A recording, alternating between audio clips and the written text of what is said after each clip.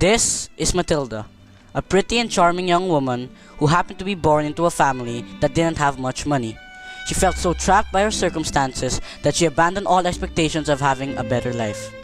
Yes, so eventually she married a man who held a rather low-paying position and her wardrobe. It was so plain and simple, mainly because on her husband's salary, she could only afford to shop in second-hand stores.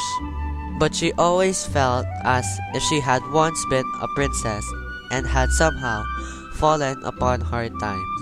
Her beauty, grace, and charm were certainly self-evident.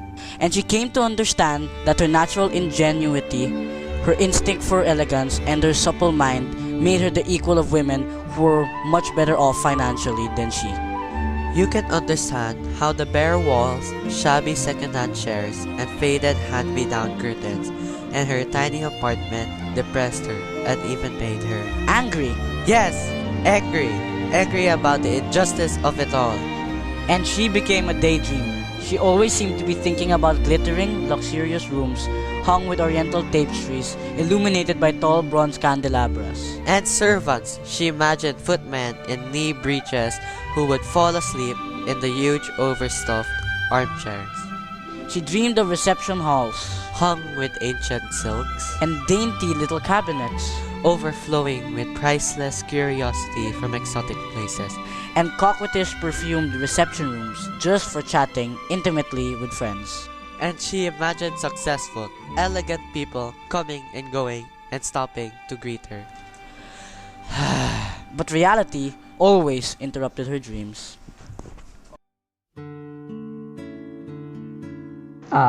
Such a wonderful meal. I never tire of it. Peach is such an amazing food. I'm sorry it's so thin, but I can only stretch this money so far. It's wonderful to me. I have learned to be satisfied with my condition. If you learn to be content with what you have, you're a wealthy man. Well, now, my dear, I have a wonderful surprise for you. Close your eyes. Ta-da! It's a letter! Here you go. What's this? Come on, open it. The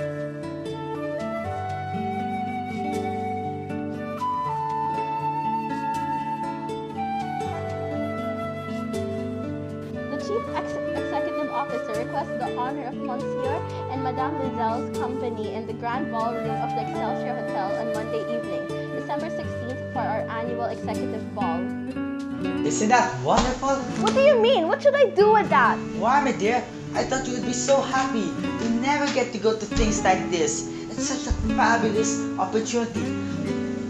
Believe me, I had to go to a lot of trouble to get this invitation.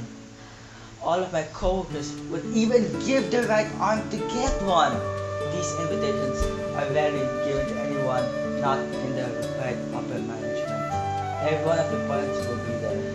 Why does she look irritated? I could make a pretty good guess. What am I going to... Exactly what do you think I could wear to this glamorous occasion? Ha! I guessed it. Why, my dear? Why are you crying? I'll be humiliated in that old gown. It's so worn out and tattered and completely out of style. Don't you understand? I have nothing suitable to wear, so I certainly can't go to the ball. You may as well give the invitation to someone else in the office whose wife is better equipped than I am for that occasion. I sure hope he's a fast thinker. There must be a way. I want so much for you. Matilda, how much do you think a suitable gown would cost? One that you could get further use for other occasions. It could be something very simple, but elegant as well, of course. Nice move. I'm not too sure, but maybe 400 francs would do. He looks a little pale, don't you think? I tell you what, I've been saving up for a small travel. So that I could go hunting with my boss next summer. And I was thinking it might help me to get promoted. Plus, I need a break from my work once in a while. I think, just about 400 francs right now, but I suppose you could take it far down. I'm sure you'll really beautiful and fresh everyone feels. Aw, isn't that sweet? Do you have a hanky? You make any dress come to life, my dear. How ravishing you look. But I'll be disgraced. Disgrace? What could you possibly mean? I'm getting a sick feeling about it. I look like an absolute hobo. Hobo? For 400 francs, you look like a hobo? It's so annoying. I don't have a single piece of jewelry to wear with my gown. Everyone will surmise that it is because we are poor. I would almost rather not go at all. Oh, that's cool. I would rather not almost go at all. Wait, I've got it. Why not you wear flowers instead? You could get 2 or 3 roses and they only cost 10 francs. That would be even worse than wearing no ornament at all. Everyone would see in a moment that I was trying to hide our poverty. She does have a point. Oh, listen to you, or self-appointed fashion expert. Well, there is one thing, one possibility that you've forgotten. What is that? How about your old classmate, Madame, what's it, Jean Forrester or whatever? She's really well off. I'm sure she has some jewelry to lend you. You two used to be really good classmates, like BFFs, but I'm sure she would help you. Of course! Oh, why didn't I think of that before?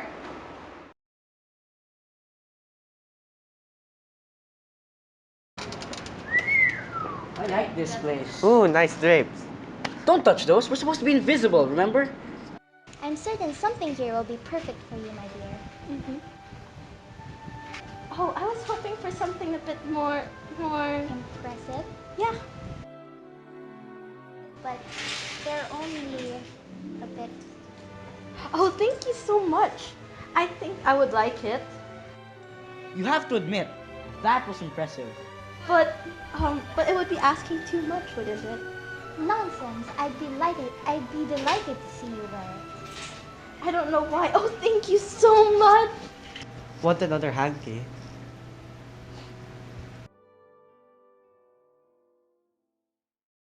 Wasn't the ball just great?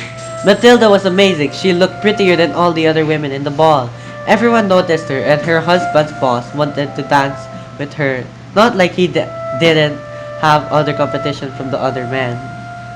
And her silly husband even fell asleep. Along with 3 other men whose wives were having such a great time, they snuck out to another room and fell asleep. I can still hear the music. Shh! Here they come.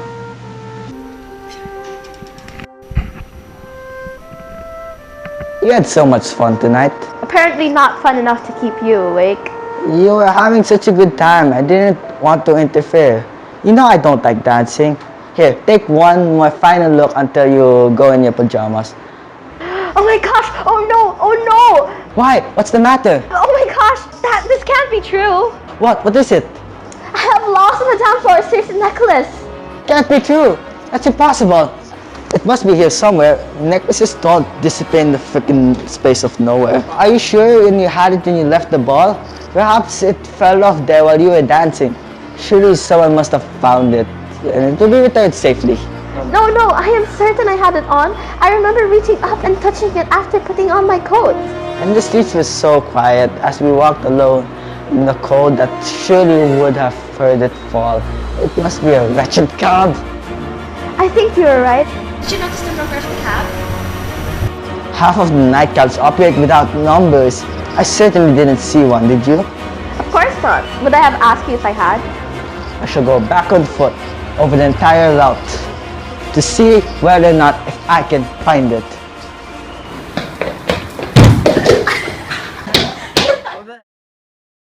This is bad. Really, really bad.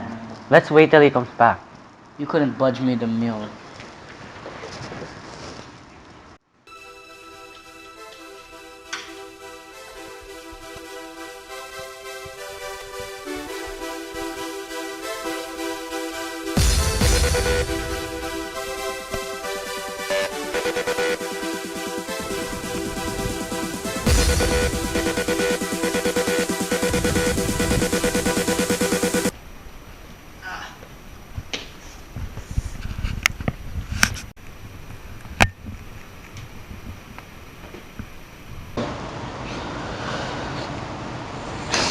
What time is it?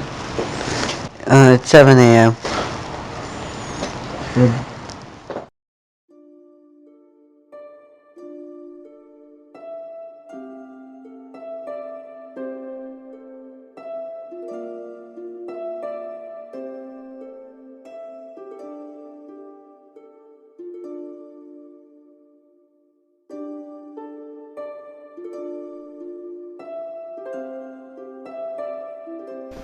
Look at her, scrubbing floors to pay off the loans they took out to purchase a replacement necklace for Madame Forrester. Yes, it's amazing that Madame Forrester seems never to have noticed the difference. Yes, only an expert in diamonds would be able to tell. The replacement necklace was so nearly like the original. And the price! The Louiselles have taken on nearly 10 years of heavy debt to cover the cost of those exquisite jewels. And don't forget that Monsieur Loisel even used the small inheritance left by his father, which was supposed to be their security in later years. He works day and night, putting in overtime at the office, and he even takes in extra work from clients. And several times now, he has even had to renegotiate the terms of his loans in order to obtain more time for payment. Their situation is truly terrible. Their apartment is even shabbier than before, and their clothes are practically falling off them. They have both displayed such heroism in order to make good on the necklace, and Madame Forrester does not even know what happened. Their previous life seems downright luxurious and carefree to what they have now.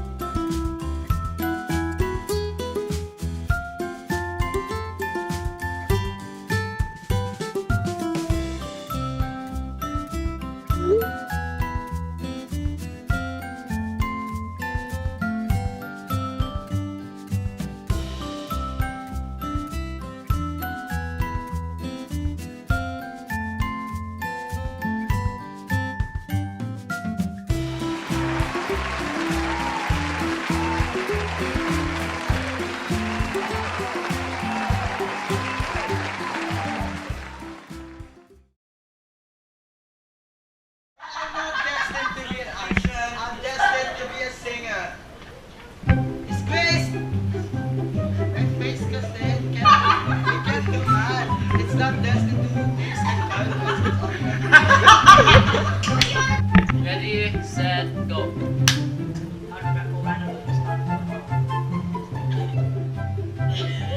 Take three.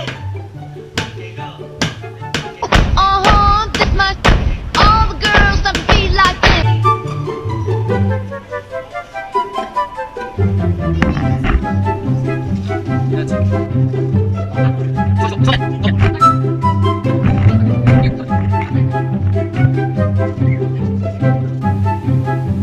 Ta-da! Now, my dear, I have a wonderful surprise. Again. Sana ganito. Oh, it's crying. Yan pala ba? Why did I? No, just go, wait. Why you always cry?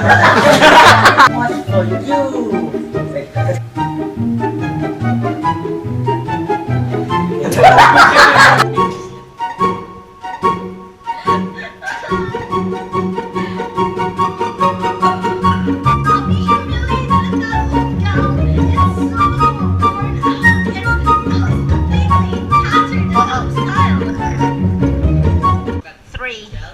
two, one. Hit the kwang, yeah. Wala pa.